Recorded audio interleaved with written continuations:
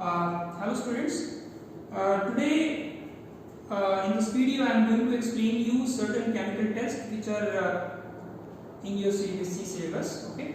So first of all I am going to take sodium hydrogen carbonate test. This test is used to distinguish between the compounds which contain carboxylic group against those compounds which do not contain carboxylic group. So you know that this is acetic acid and it contains carboxylic group. So acetic acid formula is CH3COOH. Ionic name is ethanoic acid. So it contains carboxylic group. So when you treat any organic compound containing carboxylic group with the sodium hydrogen carbonate, then bubbles of CO2 comes out. Brisk effervescence comes out. So here you can see here. So this is the bubbles of carbon dioxide. And if you are going to take any other compound, say for example I am taking here phenol, I am taking, okay? This is phenol I am taking. So if I treat this compound with the baking powder, you will not find any bubbles of carbon dioxide. So again we have to take sodium hydrogen carbonate. You see, nothing happens. Okay, pause. Next test I am going to explain you is Pharynx test. Okay, so in Pharynx test is used to distinguish between aldehydes and ketones. All those compounds which contain aldehyde as function group, whether it is aliphatic or aromatic. So all those compounds gives Pharynx test.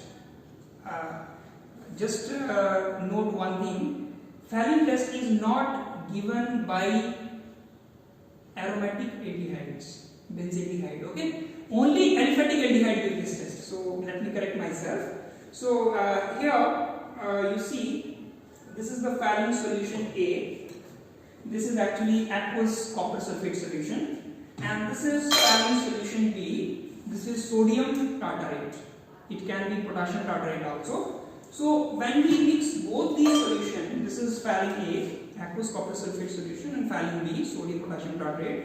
When we mix both of these solutions, then deep blue color comes. So this is the Pharynx solution. So by making use of this Pharynx solution,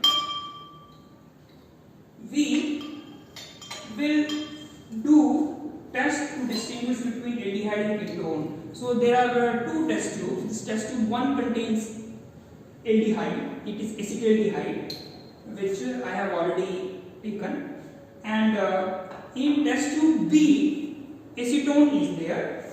So this is acetone, okay, propane 2 one.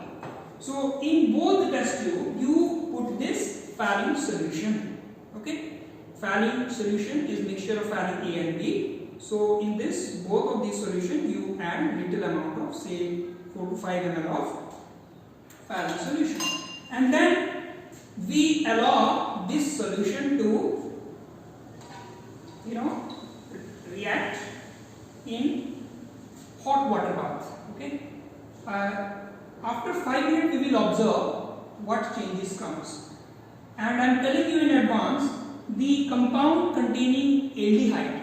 What kind of aldehyde? Aliphatic aldehyde gives reddish brown precipitate which is of copper oxide, Cu2O. But ketonic compound, whether it is aliphatic or aromatic, it gives negative test. It do not give any reddish brown color brick. So by the meantime your Pharynx test goes on. I am switching over to the next test, which is tolerance test. Tolerance test is also used to distinguish between aldehydes against ketones. Okay, so here aldehyde can be aliphatic as well as aromatic. In tolerance reagent there is no issue, but Pharynx test is given only by aliphatic aldehydes. Okay, so here I am taking this aldehyde, same aldehyde I am taking. This is acetaldehyde, and this is acetaldehyde. Now I am treating it with the tolerance reagent. Tollens reagent is ammonical silver nitrate solution. Okay, so this is the mixture of silver nitrate and ammonium hydroxide. So here I have mixed aldehyde, acetaldehyde with the Tollens reagent, and again we have to put it in the water bath for about 5 minutes. And after 5 minutes, you will see on the wall of test tube silver mirror appears, which indicates that this compound contains aldehyde. It can be aliphatic, it can be aromatic. So dear students, you can see here I have put a Pharynx test as well as Tollens test in boiling water bath. After 5 minutes, you will observe the changes as I had explained to you. By the meantime, I will explain neutral ferric chloride test. This neutral ferric chloride test is used to distinguish phenol against any other organic compound. This test is given only by phenol. So what happens is, when you treat phenol with neutral ferric chloride, violet precipitate comes, violet color comes. So this is phenol, okay, and I have already taken it in test tube to save time. And this is ferric chloride powder, anhydrous ferric chloride FeCl3. So I have prepared its solution in advance. So now you see, I am going to this is the your phenol. In phenol, I am going to add ferric chloride. Now you see, you can see here violet color comes. Immediately, violet color comes. Okay. If you dilute it, you will observe more violet color.